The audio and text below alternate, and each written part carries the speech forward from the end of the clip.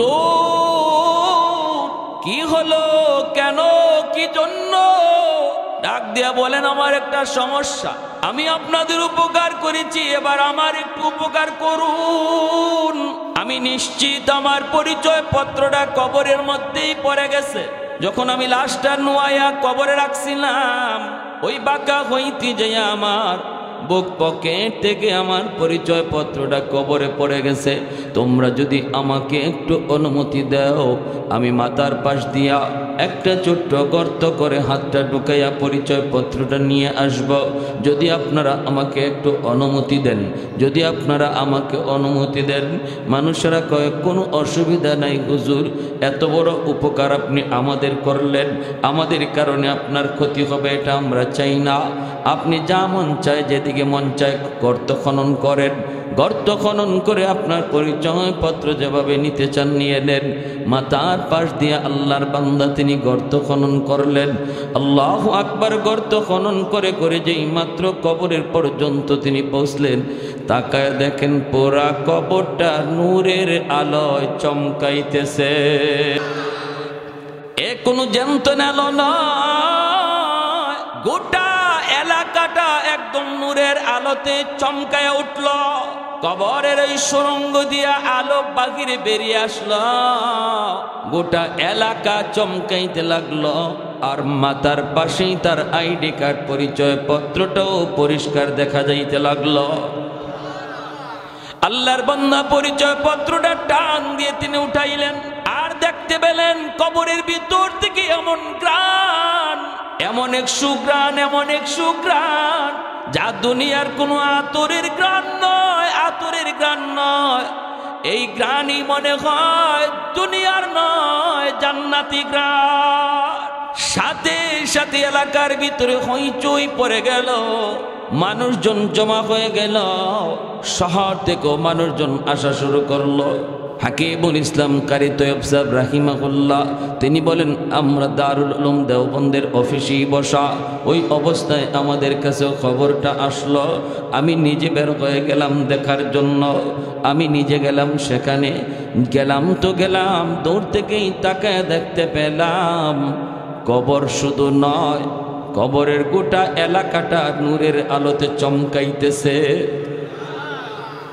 আমি এখান থেকেই বুঝে গেছি এটা দুনিয়ার কোনো আলো নয়, এটা মোমবাতি নয়, এটা কারেন্টের কোনো আলো নয়, এটা কেরোসিনের কোনো আলো নয়, এটা জান্নাতি আলো, জান্নাতি আলো। যত পাশে যাইতে লাগলাম, জান্নাতি ঘ্রাণ নাকের ভিতরে লাগতে লাগলো, জান্নাতি ঘ্রাণ, জান্নাতি আলো। যত আগাইতে লাগলাম, ততই নাকে আর কানে বাজতে লাগলো। চোখ দিয়া দেখতেছি, নাক দিয়া শুনতেছি, সামনের দিকে আগাইতেছি। আমার ইচ্ছা হলো আমি নিজের চোখে যায় কবরের দিকে তাকাবো। তিনি নিজে গেলেন, যায় আল্লাহর ওলি বলেন, আমি কবরের ওই গর্তটা দিয়া তাকাইলাম। তাকাইয়া আমি দেখতে পেলাম পুরা কবরটা নূরের আলোতে ঝলমল ঝলমল করে। বুঝ হয়ে গেছে এটা জান্নাতি মানুষের কবর, যারে রাখা হয়েছে ইনি জান্নাতি। কি ছিল তার নেক আমল?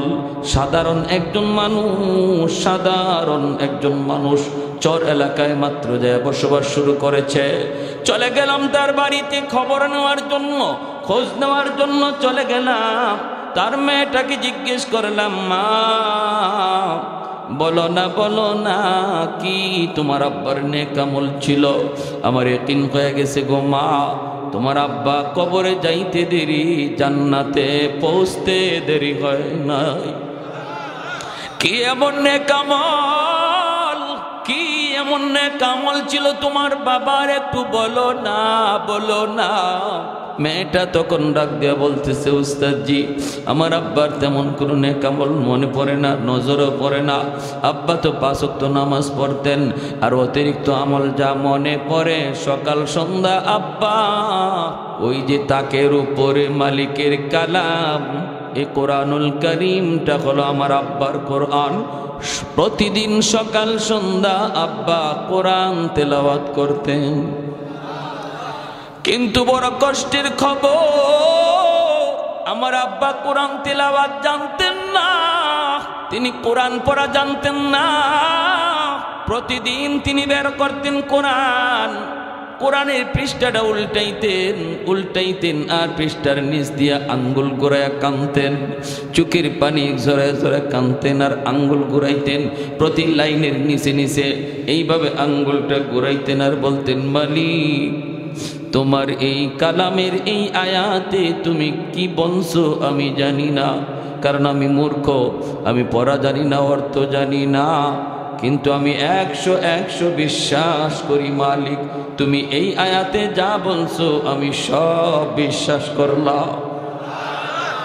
2 নম্বর আয়াতের নিচ দিয়েও আঙ্গুল কুরানার বলেন, মালিক এই আয়াত তুমি যা বলছো আমি সব বিশ্বাস করে নিলাম।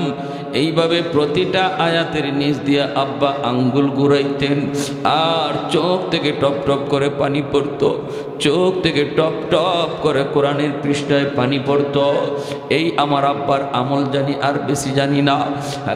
হাকিমুল ইসলাম কারি তৈয়ব সাহেব বলেন, আমি সাথে সাথে টান দিয়ে কোরআনখানা হাতে নিলাম, দেখি কোরআনখানা অনেক পুরাতন। কোরআনখানা আমি খুললাম, কইলা বের করলাম, বের করে দেখি আল্লাহু আকবার, পবিত্র কোরআনের প্রতি লাইনের নিচে তার আঙ্গুলের দাগ এখনো আছে, আর প্রতিটা পৃষ্ঠায় পৃষ্ঠায় চোখের পানির ফুটার দাগ এখনো কোরআনে আছে। আর একটু জোরে কোন সুবহানাল্লাহ। मैं तालिब मौला हूँ मेरे इश्क़ निराला, मैं तालिब मौला हूँ मेरे इश्क़ निराला, है जुमला जहाँ जिनके तजल्ली से उजाला, है जुमला जहाँ जिनके तजल्ली से उजाला, मादरूद जहाँ गैर खुदा यार नदारम, जुज़ियाद खुदा ही चिदिगुर कार नदारम, जुज़ियाद खुदा ही चिदिगुर कार नदारम। একটু জোরে সুরে কোন আল্লাহু আকবার, আর একটু জোরে আল্লাহু আকবার। এরে আল্লাহর গোলাম, যেই কোরআন আমার ঘরে রহমত আনে, যেই মহিলা ঘরে কোরআন তেলাওয়াত করে, এই ঘরে কোরআনের তেলাওয়াতের খাতিরে রহমত নেমে আসে। এক সময় মুসলমানের ঘরে ঘরে কোরআন তেলাওয়াতের আমল ছিল। ফজরের পরে বের হলে পরে ঘর থেকে তেলাওয়াতের আওয়াজ শোনা যাইত। এখন আর গ্রামে গঞ্জে তেলাওয়াতের আওয়াজ আর শোনা যায় না। শহরে বন্দরে শোনা তো যায় না, বরং শহরে বন্দরে গানের আওয়াজ ফজরের পরে শোনা যায়, কিন্তু মুসলমানের ঘর থেকে কোরআন তেলাওয়াতের আওয়াজ শোনা যায় না। যার কারণে আজকে আমাদের ঘর রহমত থেকে বঞ্চিত। মুসলমানের ঘরেও রহমত নাই, ঘরের ভিতরে অশান্তি, বাপ বেটায় অশান্তি, ভাই ভাই অশান্তি, স্বামী স্ত্রীর ভিতরে অশান্তি।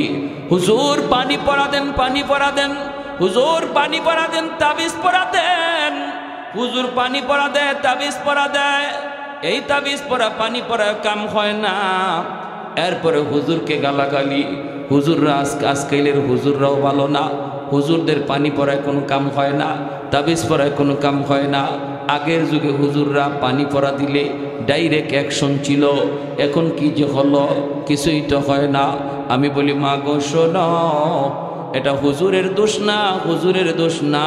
আগের যুগের হুজুররা যেই কোরআন পইরা ফু দিত, এখনের আলেমরাও এই কোরআন পইলেই ফু দেয়। আগের যুগের কোরআন তোমার ঘরে গিয়ে ঢুকবার দরজা পাইতো, কারণ ওই সময় মুসলমানের ঘরে কোরআন তেলাওয়াত হয়, রহমতের দরজা খোলা, আর আল্লাহর কালাম রহমতের দরজা ছাড়া ঢুকে না। কিনা জোরে কর। বর্তমান জমানার মুসলমানের ঘরগুলি রহমতের দরওয়াজা বন্ধ হয়ে আছে। আজকে মুসলমানের ঘরে স্টার জলসা চলে, মুসলমানের ঘরে খেলাধুলার আয়োজন চলে, মুসলমানের ঘরে ইন্ডিয়ান নাটক সিনেমা চলে, কিন্তু দিনকে দিন, সপ্তাহে সপ্তাহ, মাসকে মাস চলে যায়, তেলাওয়াত হয় না। ঠিক কিনা? মাসকে মাস চলে যায়, কোরআন তেলাওয়াত হয় না। টেলিভিশনের পর্দা আছে, টেলিভিশনের কভার পাওয়া যায়, অথচ আল্লাহর কালাম কোরআনের বস্তুনি পাওয়া যায় না।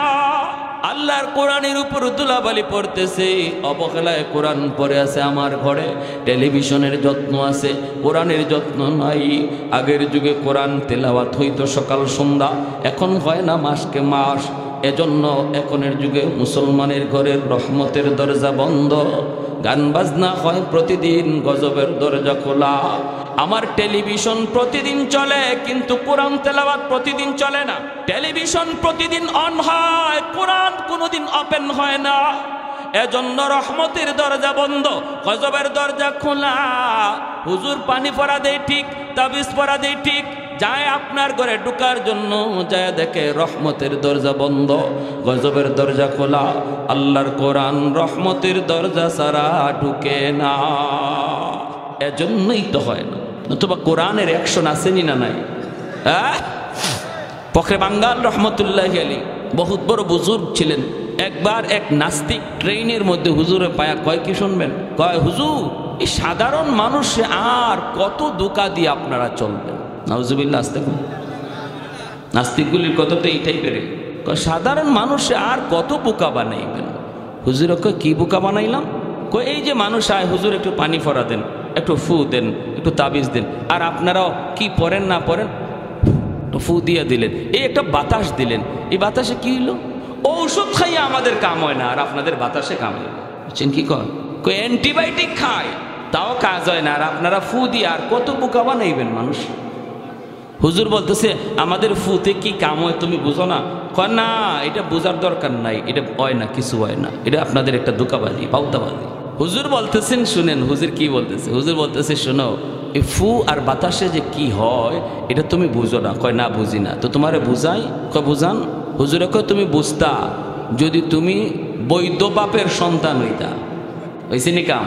জাকাত গেছে তো একবারে জাকাত লাগাই বলছেন, একদম জায়গা মতো। তুমি বুঝতা যদি বৈধ বাপের সন্তান হইতা, তুমি তো অবৈধ বাপের সন্তান, তুমি তো অবৈধ।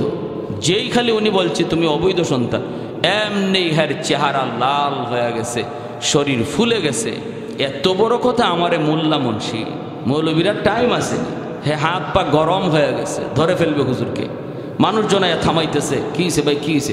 আর কি হয়েছে কয় না, মুন্সি আমারে কি কয় শোনো। হুজুর কি কইছেন? হুজুর কয় আমি বেশি কিছু কই না, আমি শুধু কইছি হ্যাঁ অবৈধ, হ্যাঁ অবৈধ, এ বৈধ সন্তান না। সাধারণ মানুষও কয় হুজুর গালিটা একটু বেশি হয়ে গেছে, এটা আপনারা উলামা ইকেরাম আপনাদের জবানে এটা হয় না। হুজুরকে আমি তো গালি দেই নাই তারে, আমি তারে বুঝাইছি, জবাব দিছি, জবাব সে যা বুঝতে চাইছে তা বুঝাইছি। হুজুর মানুষকে কি বুঝে বুঝতে চাইছে আর আপনি কি বুঝাইছেন? বুঝতে চাইছে ফুতে নাকি কিছুই হয় না, ওর অ্যান্টিবায়োটিকও নাকি এর ঘুমায় না, এজন্য আমরা যে ফু ফা দেই এগুলা বাউতাবাজি ধোঁকা, হ্যাঁ এটা বুঝে না, তারা একটু বুঝাইলাম। কেমনে বুঝাইছেন? দেখেন আমি তার একটা ফু দিছি, গালি দিছি, গালি মানে একটা ফু, গালি মানে একটা বাতাস, ঠিক না? আমি কি তারা মারছি? আমি কি তার গায়ে হাত তুলছি? না, হাত তো তুলেন নাই, মারিও নাই, হাতও তুলি নাই, একটা বাতাস ছাড়ছি, তাও একটা গালির বাতাস, একটা নাপাক বাতাস। আর এতেই দেখেন তার চেহারা লাল হয়ে গেছে, বডি ফুলে গেছে। একটা নাপাক বাতাসের মধ্যে যদি এতটা আসর থাকে যে তার বডি ফুলাইয়া দেয়, চেহারা লাল বানায় দেয়, আল্লাহর কোরআন পাক, কোরআন পড়ে বাতাস ছাড়লে যে আসর হয় এটা বুঝাইলাম। আমার কথা বুঝছেন আপনারা? হ্যাঁ, আমাদের সিলেটের বহুত বড় একজন আল্লাহর ওলি নুরুদ্দিন ঘরপুরি রহমতুল্লাহি আলাইহি, আল্লাহর ওলি এখন দুনিয়ায় নাই, বহুত বড় বুজুর্গ ছিলেন, বহুত বড় বুজুর্গ। আসরের সময় সিলেটের মানুষে ওনাকে দেখছে সিলেট, মাগরিবের সময় ময়মনসিংহের মানুষ দেখে উনি ময়মনসিংহ। কোন বিমানে গেলেন? বাংলাদেশ এয়ারলাইন্স। না, এটা আল্লাহর এয়ারলাইন্স।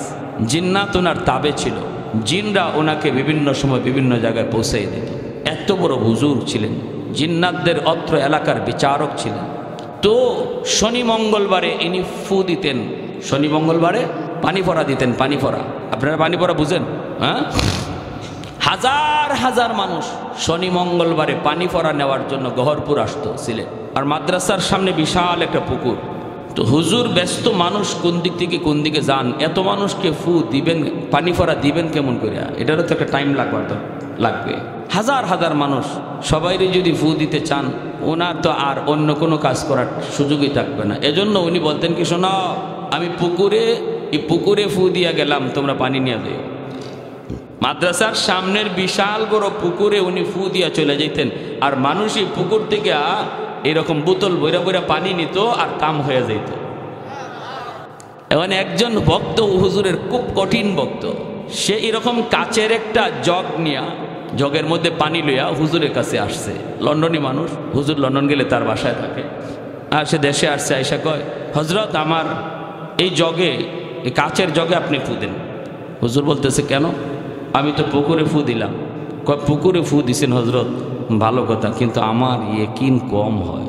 এত বড় পুকুর, আপনি এদিকে ফু দিলেন, ওই ফু ওদিকে যাবে কেমন করে? ফু দিছেন আপনি এখানে, এই ফু ওদিকে কেমনে যাবে? হুজুর বলতেছে, তুমি বুঝো না কেমনে যায়? কয়, না আমার ইয়াকিন হয় না হুজুর, আমি আল্লাহর দোহাই, আপনি আমার এই খাস আমার এই জগটার মধ্যে একটা ফু দেন, এই পানি পড়াটা আমি লন্ডন নিব। হুজুর কয়, আচ্ছা ঠিক আছে, তোমার ইয়াকিন হয় না, ইয়াকিন হবে এখন। তুমি জগটা ভালো করে ধরো, জগটা ভালো করে ধরো, আমি তোমার জগে ফু দিচ্ছি, আর আমার ফু পুকুরের এক কোনার ফু আরেক কোনায় কেমনে যায় এখন বুঝে আসবে। কাচের জগটা এইভাবে ধরে রাখছে, উনি আমাদের উস্তাদগুন পাশে দাঁড়ানো, যারা নিজের চোখে দেখছেন। আল্লাহর ওলি বের হয়ে যাবেন আর বলতেছেন, জগ ধরছো? ধরছি তো হুজুর। ভালো করে ধরো। হুজুর দুই হাত দিয়ে ধরছি। তো হুজুরে যাইয়েই বলেন, ঠিক আছে। একটা ফু দিয়েছেন, ফু দেওয়ার সাথে সাথে এই কাচের জগ টাস টাস করে ফেটে গেল আর পানিগুলা মাটিতে পড়ে গেল। কাচের জগ টাস টাস করে ভাঙিয়ে চুর একবারে চুরমার।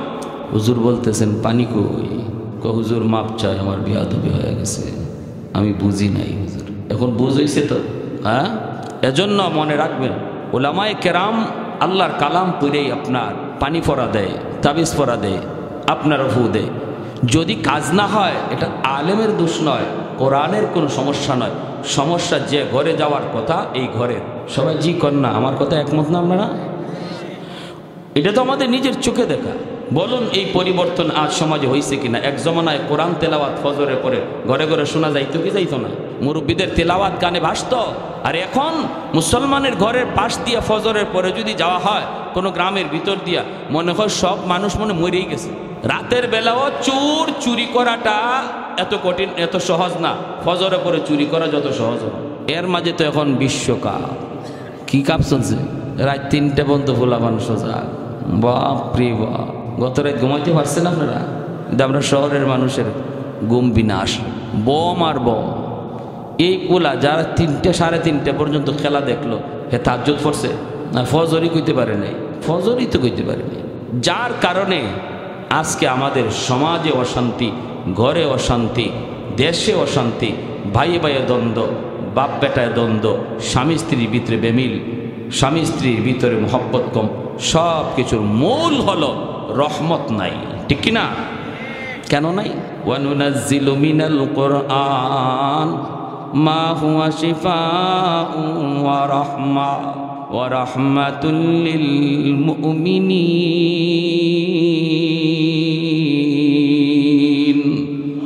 আল্লাহ পাক বলে, কোরআন আমি আল্লাহ নাজিল করেছি তোমাদের জন্য শিফা বানায়া, কোরআন নাজিল করেছি তোমাদের জন্য রহমত বানায়া, রহমত। এজন্য যেই সমাজে মাদ্রাসার কদর, ওই সমাজে আল্লাহর তরফ থেকে রহমত, এই সমাজের মানুষের উপরে রহমত। আজকে কোরআনের খাতিরে গাছ থেকে ফুল হয়, ফল হয়। কোরআনের খাতিরে, কোরআনের তালিমের খাতিরে এখনো আপনারা এইভাবে ওয়াজের মাহফিলে আসেন, ওয়াজ মাহফিলের আয়োজন করেন, আল্লাহর কোরআনের কথাগুলি শুনেন, মাদ্রাসায় ছাত্রগুলি দেন, নিজের সন্তানকে পড়ান, নিজের নাতিনশাকে আল্লাহর কালাম শিখান। এখনো সমাজে এই চিত্র আছে বিদায় সূর্য পূর্ব দিগন্তে উঠে পশ্চিম দিগন্তে অস্ত যায়, এখনো গাছ থেকে ফুল হয়, ফল হয়, এখনো জমিন থেকে ফসল হয়, এখনো নদী থেকে মাছ পাওয়া যায়। আল্লাহ আমাকে সমস্ত নিয়ামত দিয়ে, রহমত দিয়ে ভরপুর করে রাখছেন। এখনো সমাজে কোরআনের আওয়াজ চালু আছে বিদায় নবী বলেন, এই কথাটা যদি তোমরা নাও বোঝো উম্মতের দল, আসমান জমিনে আর যত প্রাণীরা আছে তারা কিন্তু সবাই ঠিকই বুঝে। ইন্নাল আলিমা ইস্তাগফিরু লাহু মান ফিল আরদ ওয়া মান ফিস সামা হাত্তাল হিতানু ফি জাওফিল মা।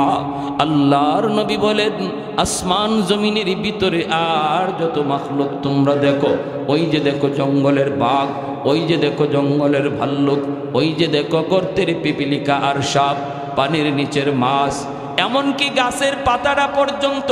এই কথা ভালো করে বুঝে কাদের খাতিরে আল্লাহ জগৎ টিকায় রাখলো। এজন্য নবী বলে পানির নিচের মাছও সর্বদা আল্লাহর কাছে দোয়া করে, গর্তের পিপিলিকাও আল্লাহর কাছে দোয়া করে, জঙ্গলের বাঘেও আল্লাহর কাছে দোয়া করে। মালিক, সমাজে উলামায়ে কেরামের সংখ্যা তুমি বাড়ায় দাও, ঘরে ঘরে হাফেজে কোরআন তুমি কবুল করে নাও। আল্লাহ, প্রতিটা সমাজে তুমি মাদ্রাসা কবুল করে নাও, কারণ এই মাদ্রাসার খাতিরে আমি জঙ্গলের বাঘ এখনো বেঁচে আছি, এই তালেবে এলেম ছোট্ট ছোট্ট ছাত্রদের খাতিরে আমি গর্তের পিপিলিকা এখনো বেঁচে আছি, আমি সাপ এখনো বেঁচে আছি। পানির নিচের মাছ আল্লাহর কাছে এই দোয়া করে। মায়ার নবী বলেন, উম্মত, এই সূক্ষ্ম কথাটি যদি তোমরা নাও বুঝো, আসমান জমিনের শত মাখলুক তারা ঠিকই বুঝে। যেরকম সুবহানাল্লাহ। এজন্যই উলামায়ে কেরামকে মানুষেরা মহব্বত করে, জিন্নাতেরাও মহব্বত করে, বাঘ ভাল্লুকেরাও শ্রদ্ধা করে। উলামায়ে কেরাম যাদের খাতিরে আল্লাহ জগৎ টিকায় রাখলো, যেই কোরআনের খাতিরে আল্লাহ জগৎ এখনো বাঁচায় রাখলো, ওদেরকে দেখলে পরে বাঘ ভাল্লুকও শ্রদ্ধা করে। মুজাদ্দিদ আল-ফিসানি রহমাতুল্লাহি আলাইহিকে বাদশা আকবর জেলখানায় ছেড়ে দিল, আর ওই জেলখানার ভিতরে বাঘ ছেড়ে দিল। উদ্দেশ্য হলো এই রয়্যাল বেঙ্গল টাইগার মুজাদ্দিদ আল-ফিসানিকে কামড়ায় কামড়ায় খাবে, কলিজা খাবে, রক্ত খাবে, মাংস খাবে। বাদশা আকবর সে তাকায় তাকায় দেখবে, একটু পরে বাদশা তাকায় দেখে এত বড় বিশাল বাঘ, যেই বাঘ মানুষ দেখলে পরে হিংস্র হয়ে যায়, যেই বাঘ মানুষ দেখলে পরে কলিজা খায়, রক্ত খায়, সেই বাঘ মুজাদ্দিদ আল-ফিসানি রাহমাতুল্লাহি আলাইহির কাছে যাইয়া নিজের জিহ্বাটা বের কইরা ওনার পায়ের তালা চাটতেছে। সুবহানাল্লাহ, আরো জোরে। পায়ের ধুলাবালিগুলি চাটতেছে, পায়ের ধুলাবালিগুলি চাটতেছে। হায় হায় হায় হায়। বাদশা আকবর বলে, যারে খাওয়ার জন্য দিলাম, বাঘ তার কাছে যে সারেন্ডার করলো, যেন বাঘ তারে বহু আগ থেকে চিনে, বহু আগ থেকে যেন তারে চিনে। তাও শুধু না, খেদমত শুরু করে দিছে, পায়ের তালার ধুলাবালি চাটতেছে, পায়ের তালার ধুলাবালি চাটতেছে, ধুলাবালি চাটতেছে। পায়েরা বন্ধুরা, আমাদের সিলেটের আব্দুল হামিদ সাহেব রাহিমাহুল্লাহ, রশিদপুরের শেখ সাহেব হুজুর তাকে বলা হয়। আমাদের উস্তাদদের মুখে শুনেছি, রশিদপুর চৌমুহনা শ্রীমঙ্গল চা বাগানের ভিতরে একটা চৌমুহনী আছে। এই জায়গাটার ভিতরে একটা বাঘ, বাগান থেকে এসে বসা, মানুষজন বাজারে যেতে পারে না, কেউ বাজারে যেতে পারে না, বাঘটা রাস্তার মধ্যে বসে রয়েছে, কেউ যেতে পারে না, দূরে সবাই দাঁড়ায় রয়েছে। আল্লাহর ওলি বাজারে যাবেন, মানুষজন ডাক দিয়ে কয়, হুজুর সামনে যায় না। বলে কেন? কয় বাঘ রাস্তায় বসে আছে। আল্লাহর ওলি তিনি আস্তে করে সামনে আগাইলেন। কুতবুল আলম শাইখুল ইসলাম হুসাইন আহমদ মাদানী রহমাতুল্লাহি আলাইহির সুযোগ্য শাগরাত খলিফা, আর সামনের দিকে আগান। মানুষজন দোহাই দেয়, হুজুর যায়েন না, যায়েন না, হুজুর আপনি যায়েন না, হুজুর আপনি যায়েন না। কিন্তু হাজারো মানুষ দেখতেছে। আল্লাহর ওলি ওই বাঘের কাছে গেলেন, যাইয়া তিনি বাঘের কাছে যাইয়া বাঘের শরীরের সাথে নিজের শরীর লাগায় বসলেন। বাঘটা তখনও কোনো হামলা করে না, বরং আল্লাহর ওলির দিকে তাকাইয়া লেজ নাড়া শুরু করছে। সুবহানাল্লাহ। লেজ নাড়ে আর বুঝায়, হুজুর আমি আপনাকে চিনে ফেলেছি, আপনার সিনার মধ্যে আমার মাওলার কালা, আপনার সিনার ভিতরে আমার মালিকের কালা। আল্লাহ আপনার খাতিরে আমারে বাঁচায় রাখছে, আল্লাহ আপনার খাতিরে জমিন টিকায় রাখছে, আসমান টিকায় রাখলো। হুজুর আমি আপনাকে চিনে ফেলেছি। আল্লাহর ওলি পাশে যাইয়া ওই বাঘের কান ধরলেন, কান ধইরা বলতেছেন, তোমাকে আল্লাহ বানাইছে মানুষের খেদমত করার জন্য, আর মানুষ আল্লাহ বানাইছে আল্লাহর গোলামি করার জন্য। রাস্তায় বৈশা মানুষকে ডিস্টার্ব দেওয়ার জন্য আল্লাহ তোমাকে বানাই নাই। তোমার থাকার জায়গা হলো জঙ্গল, তুমি তোমার জায়গায় চলে যাও। আর আশরাফুল মাখলুকাত সৃষ্টির শ্রেষ্ঠ জীব মানুষকে যাতায়াতের পথ বের করে দাও। কান ধইরা ইনি জঙ্গলের দিকে দেখায় দিছেন, আর বাঘ আস্তে আস্তে জঙ্গলের দিকে চলে গেছে। হাজারো মানুষ আজও সাক্ষী হয়ে আছে। যেরকম সুবহানাল্লাহ। ইন্নাল আলিমা ইস্তাগফিরু লাহু মান ফিল আরদ ওয়া মান ফিস সামা হাত্তাল হিতানু ফি জাওফিল মা। ভাইরা বন্ধুরা, জন্য উলামায়ে কেরামরে কদর করেন, নিজের সন্তানটারে আলেম বানান। জিন্নাতেরা কি করে শুনবেন। সদস্য হুজুর রাহিমাহুল্লাহ আপনাদের এলাকার কৃতি সন্তান ছিলেন। আল্লাহর বহুত বড় অলি শামসুল হক ফরিদপুরি রহমতুল্লাহি আলাইহি, গহরডাঙ্গা তার বাড়ি। ভাইরা আল্লাহর বলি, ঢাকা থেকে বাড়িতে তিনি যাবেন, নৌকায় উঠছেন, জীবনী লিখছেন। আমার উস্তাদ মালিবাগ মাদ্রাসার সুনামধন্য মুহাদ্দিস আল্লামা নাসিম আরাওয়াত শাব্দ আহমদ বারকাতুহুম, তিনি একটা বই লিখছেন বাংলাতে। বইটা আপনারাও পড়বেন, কিনবেন। বইয়ের নাম হলো বাংলার হীরা মতি পান্না। বাংলার হীরা মতি পান্না, হীরা মতি পান্না, এই তিনজন দিয়ে তিনি তিনজনরে বোঝাইছেন।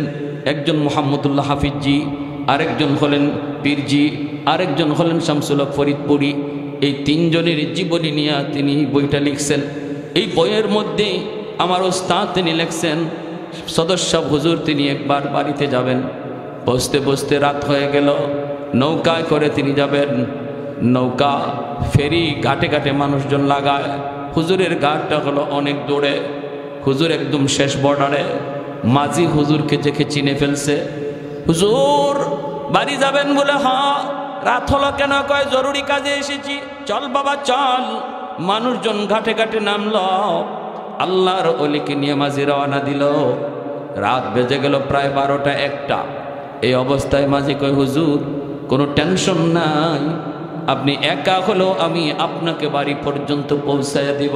আল্লাহর অলি বললেন, ঠিক আছে চলো। সামনের দিকে চলতে লাগলো, চলতেছে।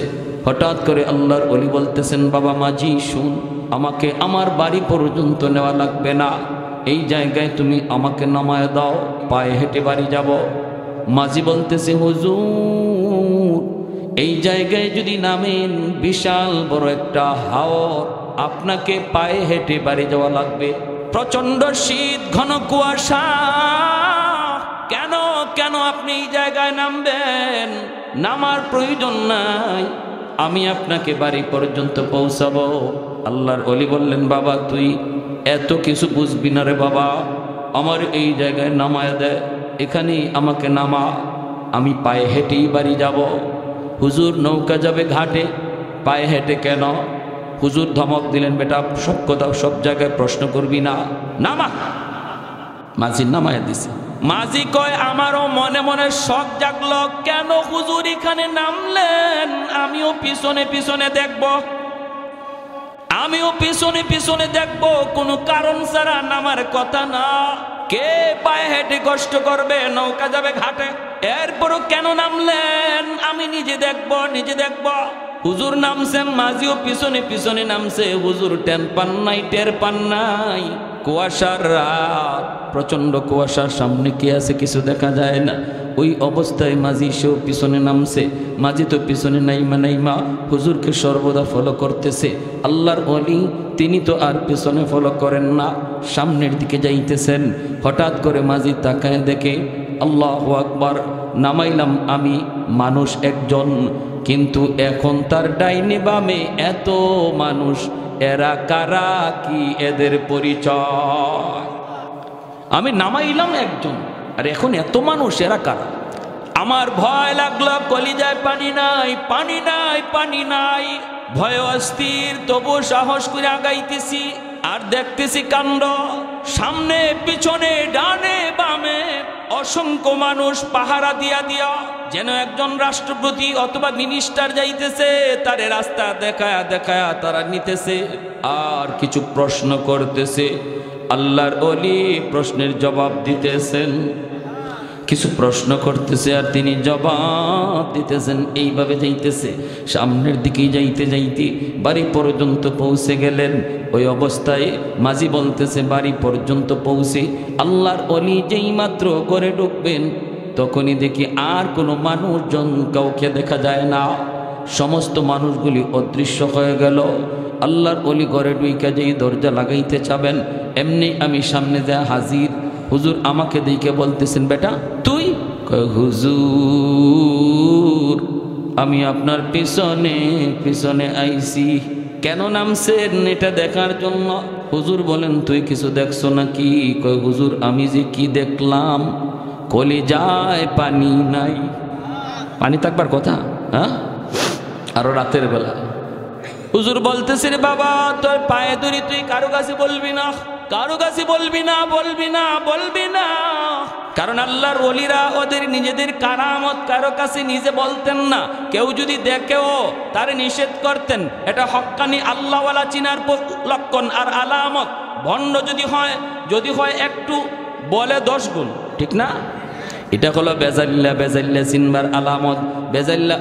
বেজাল্লারা কেরামত মানুষ দিয়ে নিজে বানায়, আর মূল কারামত আল্লাহ দেখায়, সেটা আল্লাহর হাতে, এটা মানুষের হাতে নয়। ওলি আল্লাহদের কারামত, এটা হক কারামতুল আউলিয়া হাক্কুন। এটা হলো আহলে সুন্নাহ ওয়াল জামাতের আকীদা। ওলি আল্লাহদের কারামত হক, কারণ এটা তাদের নিজের ক্ষমতা না, ক্ষমতা কার হাতে? জোরে বলেন। নবীদের মুজিজা, নবীদের কোনো যোগ্যতা না, এটা আল্লাহর হাতে, ঠিক কিনা? আল্লাহ যখন চায় তখন দেখায়। ওলিদের কারামতকেও আল্লাহ যখন চায় তখন দেখায়। এজন্য হক্কানি ওলি আল্লাহ যারা, এরা নিজেদের কারামত কারো কাছে বড়াই করে বাহাদুরি করে বলতেন না। আর যদি কেউ দেখেও ফেলে তারে নিষেধ করতেন। যেমন সদস্য হুজুর তারে নিষেধ করলেন, বাবা আমার জীবদ্দশায় তুমি কারো কাছে বলবা না, আমার ইন্তেকালের পর বলার অনুমতি আছে। যেমনটা কুতবুল আলম শাইখুল ইসলাম হুসাইন আহমদ মাদানী রহমতুল্লাহি আলাইহি, ইনার জীবনে এমন একটা ঘটনা আছে। অসুবিধা হইতেছে আপনাদের? অসুবিধা? হুসাইন আহমদ মাদানী রহমতুল্লাহি আলাইহি নাম শুনছেন তো? সদস্য হুজুরের উস্তাদ, হাফিজ হুজুর রহমতুল্লাহি আলাইহির উস্তাদ, দারুল উলুম দেওবন্দের সূর্য সন্তান। যে মাদানী আলাইহি রহমা আমাদের সিলেটের মানুষকে খুব ভালোবাসতেন।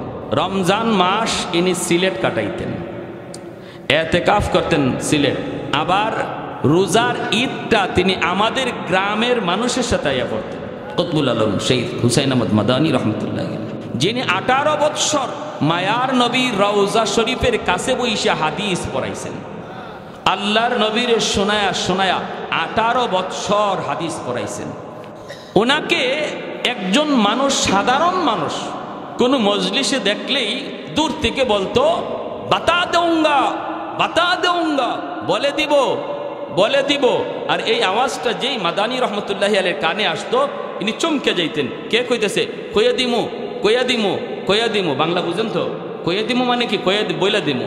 হ্যাঁ, মাদানীকে দেখলেই কইতো কইয়া দিমু, কইয়া দিমু।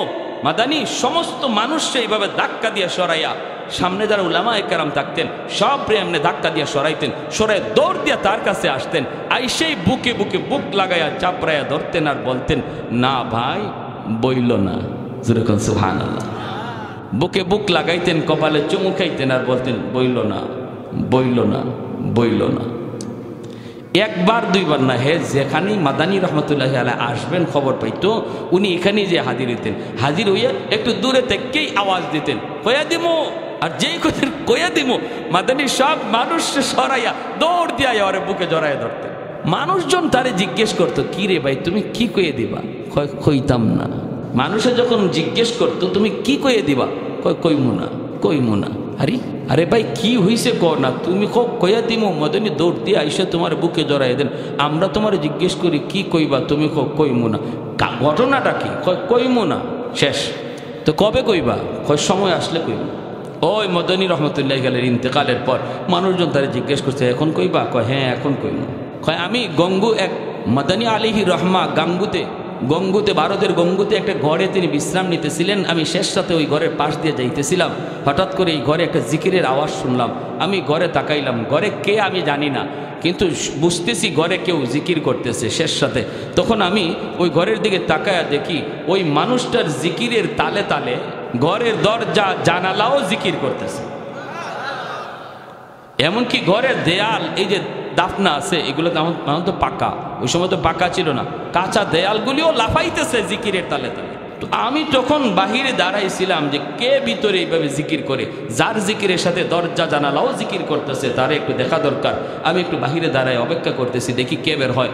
হঠাৎ করে দেখি জিকিরও শেষ, আর বের হয়েছেন তিনি আর কেউ নন, কুতুবুল আলম শৈখুল ইসলাম হুসাইন আহমদ মাদানী আলাইহির রহমা। যেই উনি আমাকে দেখছেন, আমার জড়ায় ধরছেন, কিরে ভাই তুমি কিছু দেখছো? কয় দেখছি হুজুর।